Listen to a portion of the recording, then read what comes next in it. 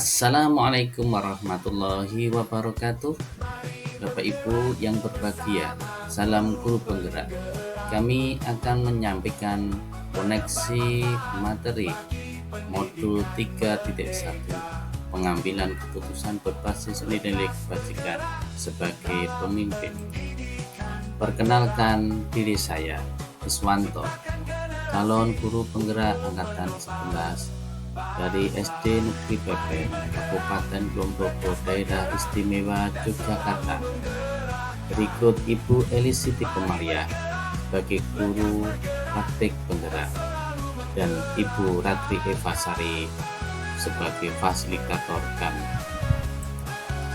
Ibu Bapak yang berbahagia, sebelum saya menjelaskan rangkuman materi pengambilan keputusan berdasarkan nilai-nilai kebajikan sebagai pemimpin, mari kita renungkan kutipan berikut ini.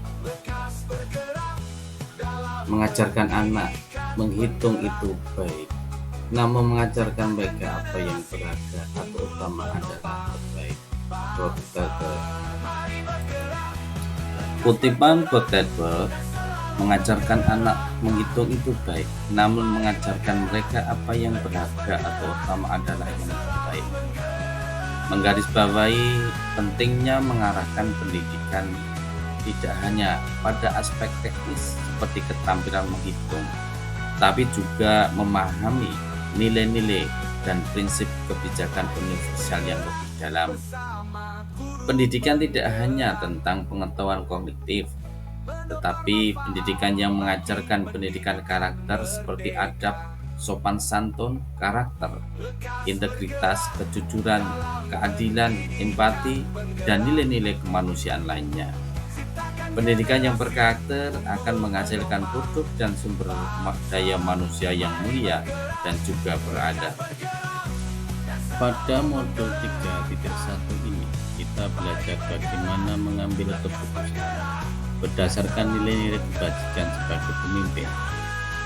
Sebagai pemimpin pembelajaran, pengambilan keputusan berdasarkan nilai-nilai kebajikan universal sangat dibutuhkan oleh seorang guru atau kepala sekolah.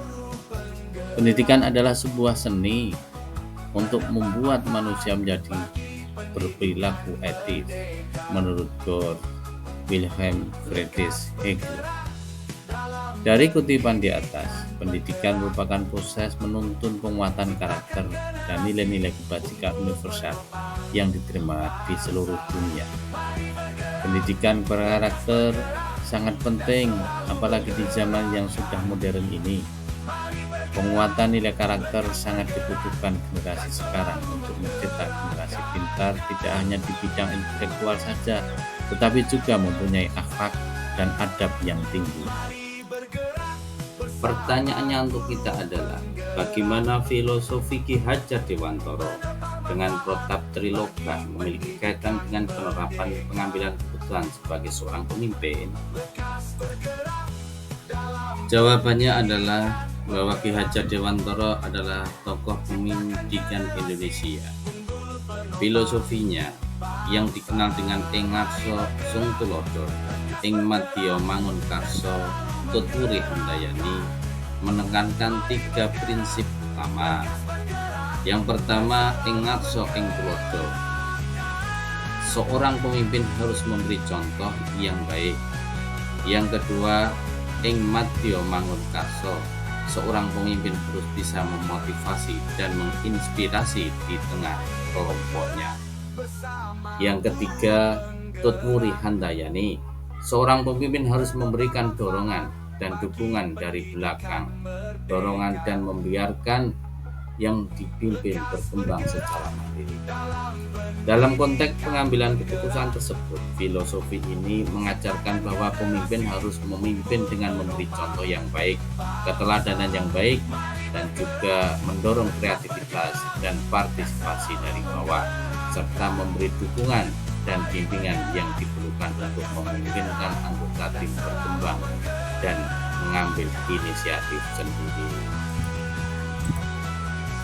Sedangkan protap Triloka merupakan pemikiran tentang keseimbangan dan harmoni dalam kehidupan.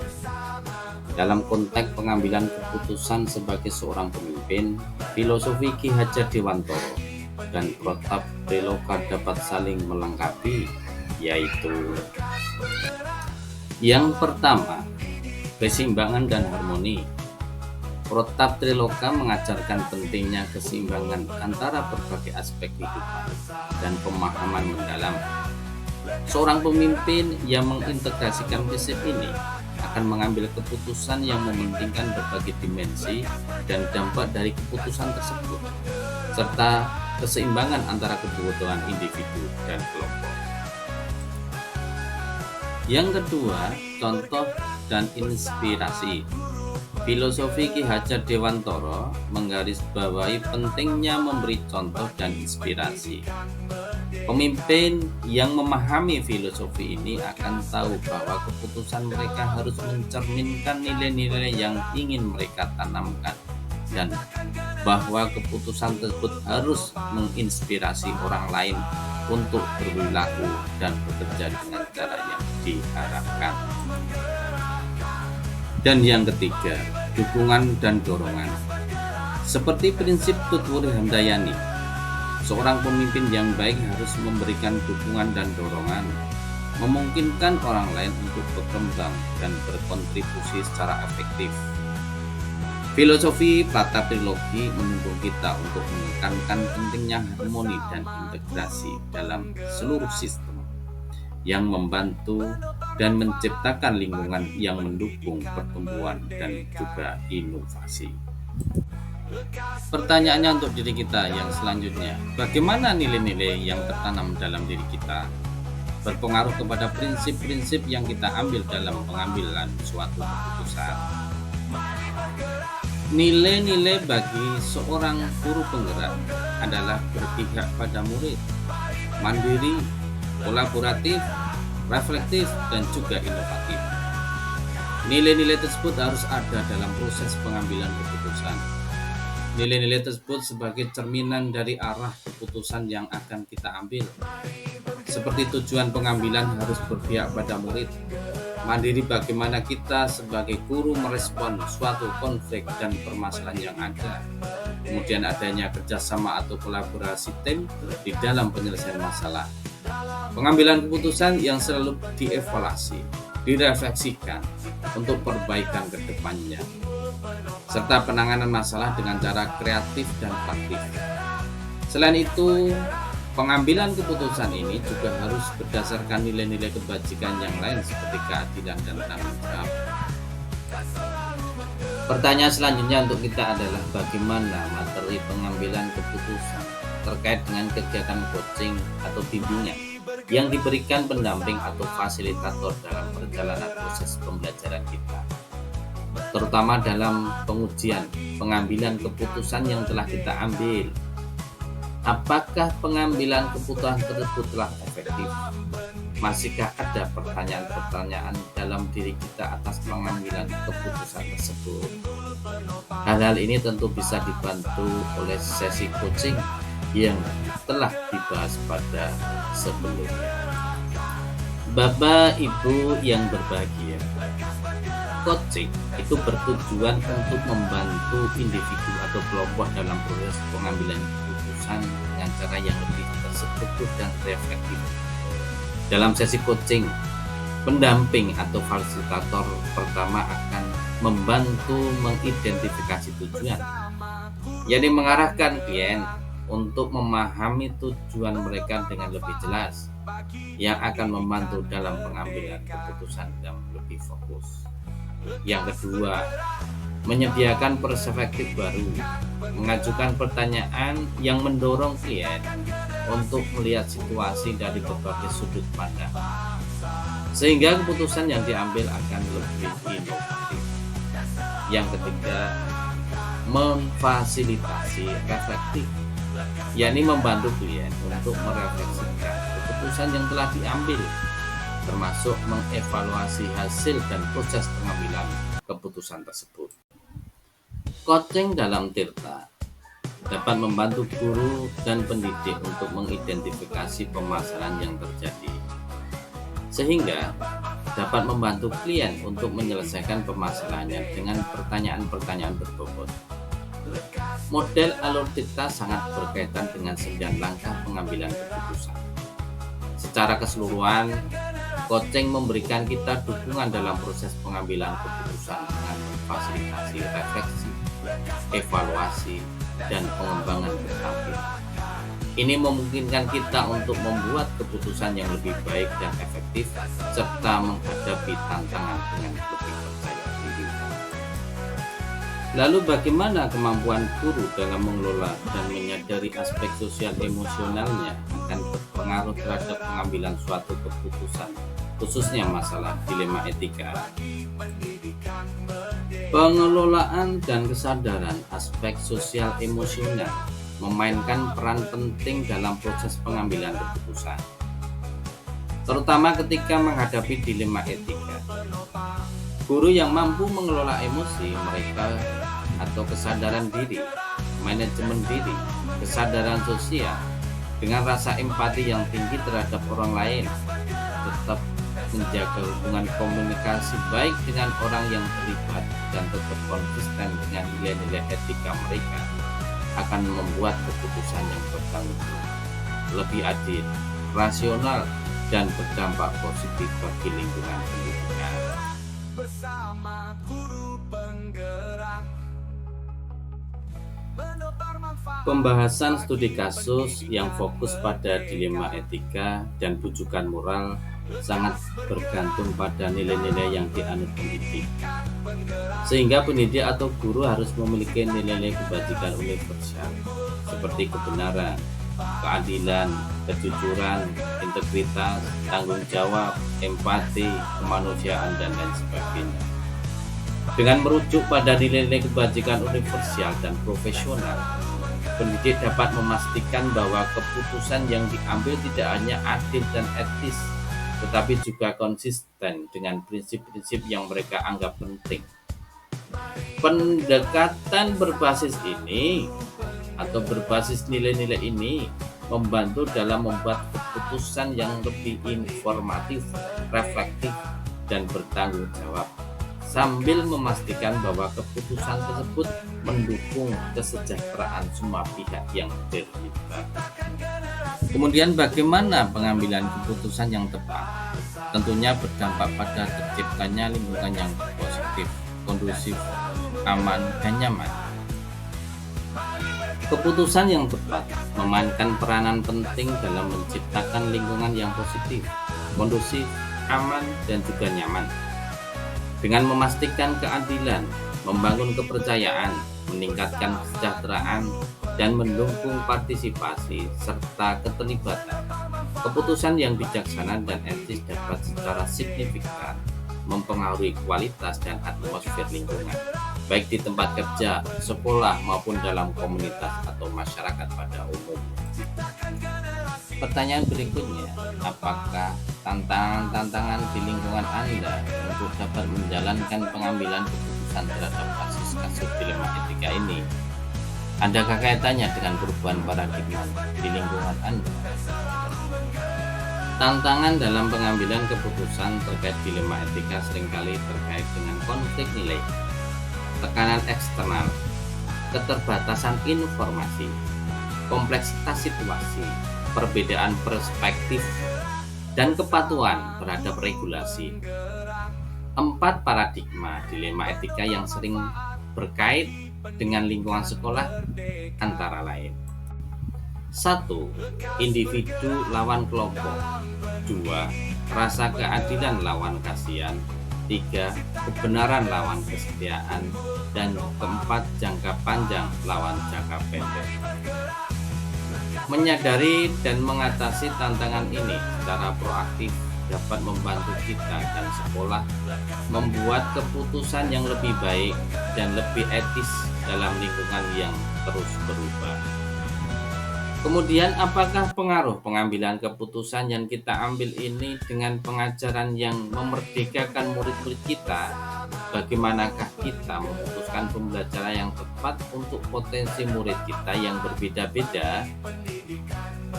Pengambilan keputusan dalam pengajaran mempunyai pengaruh yang besar terhadap kemerdekaan murid dalam proses pembelajaran.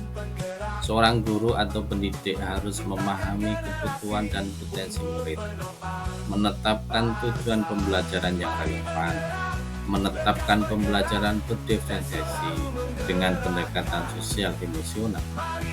Pembelajaran berdiferensiasi dapat menjadi solusi untuk memenuhi kebutuhan belajar murid berdasarkan kesiapan belajar, minat belajar, dan juga profil belajar. Memilih metode pengajaran yang tepat untuk berbagi potensi murid dapat menciptakan lingkungan yang inklusif dan mendukung pembelajaran.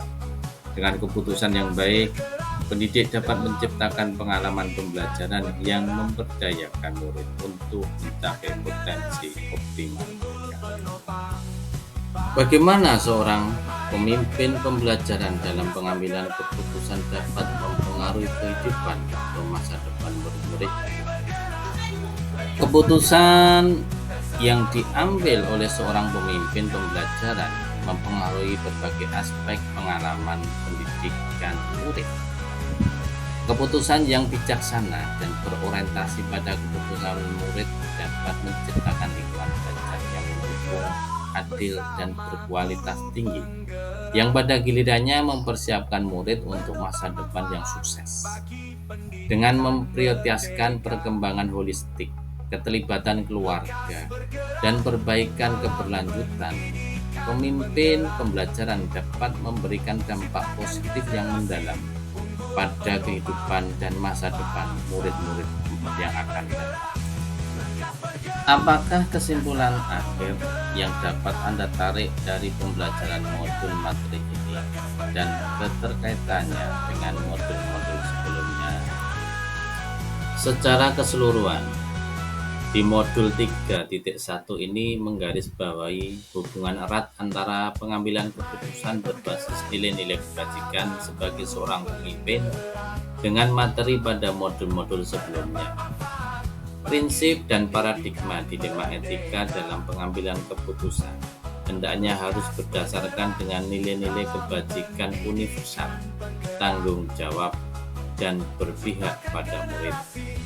Semua dasar pengambilan keputusan tersebut terdapat dalam modul sebelumnya, yaitu filosofi pemikiran Ki Hajar Dewantara, nilai dan peran guru penggerak, dan budaya positif.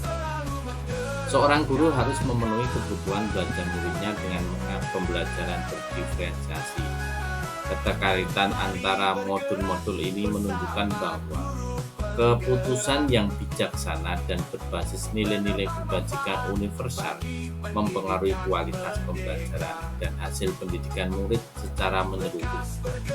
Integrasi aspek-aspek ini dalam praktik sehari-hari mendukung pembelajaran yang memberdayakan murid dan mempersiapkan mereka untuk masa depan yang lebih baik.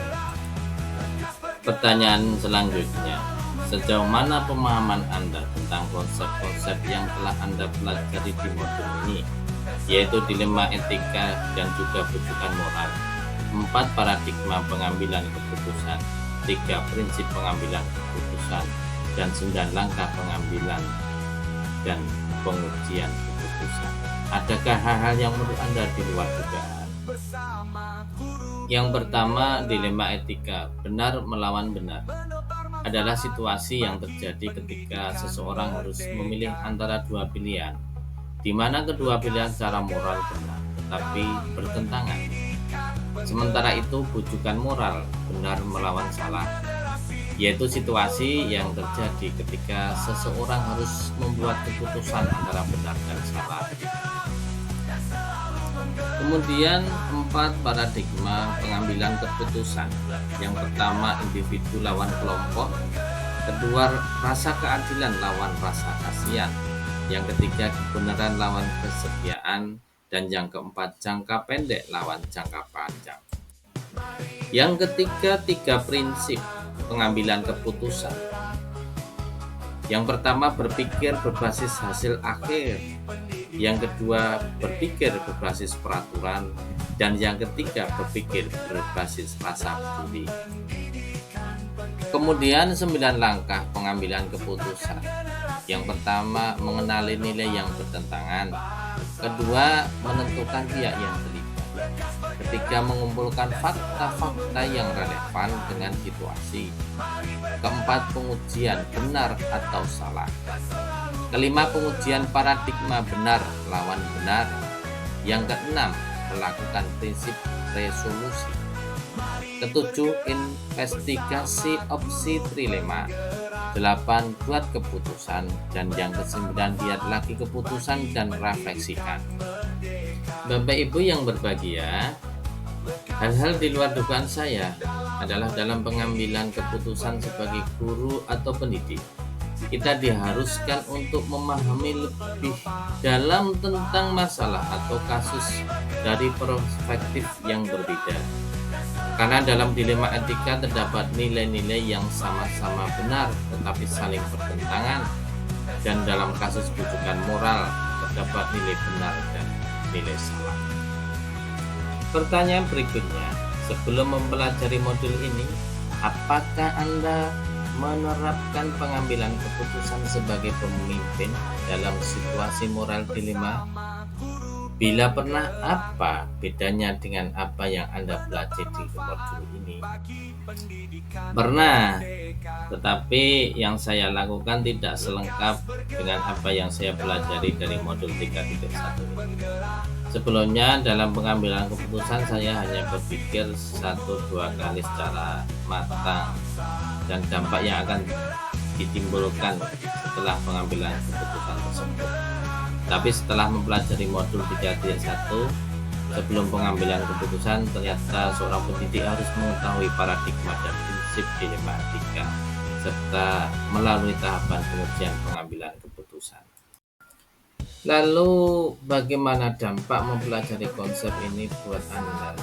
Perubahan apa yang terjadi pada cara Anda dalam mengambil keputusan sebelum dan sesudah mengikuti pelajaran di modul ini? Dampak yang saya dapatkan setelah mempelajari modul 3.1 ini adalah pengambilan keputusan dalam kasus dilema etika dan rujukan moral lebih bijaksana dan reflektif, dengan pertimbangan yang mendalam tentang etika, prinsip, dan proses pengambilan keputusan. Adanya peningkatan kemampuan untuk menganalisis dan mengevaluasi keputusan dengan cara yang lebih kritis dan sistematis. Kemudian dalam konteks kepemimpinan atau manajemen, pemahaman ini membantu saya dalam membuat keputusan yang lebih adil, bijaksana, efektif, dan juga bertanggung jawab, sehingga meminimalisir dampak negatif yang dapat merugikan orang lain akibat keputusan yang sudah saya ambil atau saya buat. Kemudian, seberapa penting mempelajari topik modul ini bagi Anda sebagai seorang individu dan Anda sebagai seorang pemimpin? Menurut saya, modul 3.1 ini sangat penting karena memberikan dasar yang kuat untuk pengambilan keputusan yang adil, bijaksana, etis, efektif, dan juga bertanggung jawab, baik secara individu maupun sebagai pemimpin. Sebagai individu, topik modul 3.1 ini membantu saya dalam membuat keputusan yang lebih bijaksana dan konsisten dengan nilai-nilai kebajikan universal yang saya yakini. Sebagai pemimpin, di topik 3.1 ini meningkatkan kemampuan diri saya untuk memimpin dengan adil dan efektif, serta dapat menciptakan lingkungan kerja yang positif. Keterampilan dan pemahaman yang diperoleh dari modul ini tidak hanya meningkatkan kualitas pengambilan keputusan, tetapi juga memperkuat integritas dan kredibilitas saya sebagai seorang pemimpin. Demikian Bapak Ibu yang berbahagia, koneksi antar materi modul 3.1, pengambilan keputusan berdasarkan nilai kebajikan seorang pemimpin. Semoga bermanfaat, dapat menginspirasi semuanya. Terima kasih. Salam guru penggerak. Wassalamualaikum warahmatullahi wabarakatuh.